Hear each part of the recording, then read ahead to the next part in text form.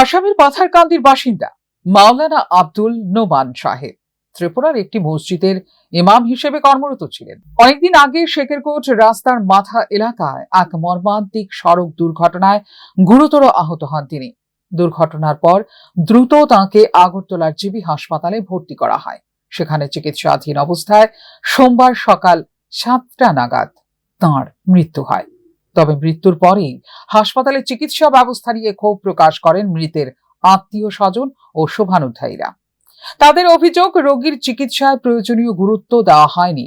Senior চিকিৎসকদের পরিবর্তে ছাত্রছাত্রী ও জুনিয়র ডাক্তারদের মাধ্যমে চিকিৎসা পরিষেবা পরিচালিত হওয়ায় যথাযথ চিকিৎসা থেকে বঞ্চিত হয়েছেন আব্দুল নোমান সাহেব।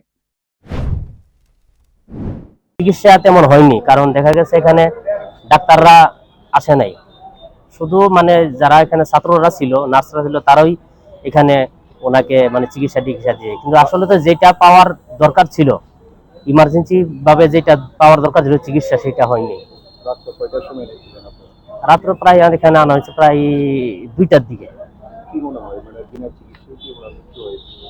হ্যাঁ, আমাদের দেখলাম তো এখানে তো ডাক্তার তো দেখাই হয়েছে না। মেইন ডাক্তার যারা ছিল এটা সব কলেজের ছাত্ররা, এখানে যারা করতেছে চিকিৎসা করতেছে সব তো কলেজের ছাত্র।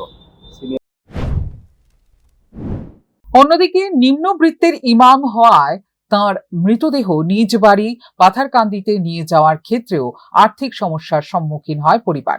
এই পরিস্থিতিতে এগিয়ে আসে ইমামদের বিভিন্ন সংগঠন ও স্থানীয় শুভানুধ্যায়ীরা।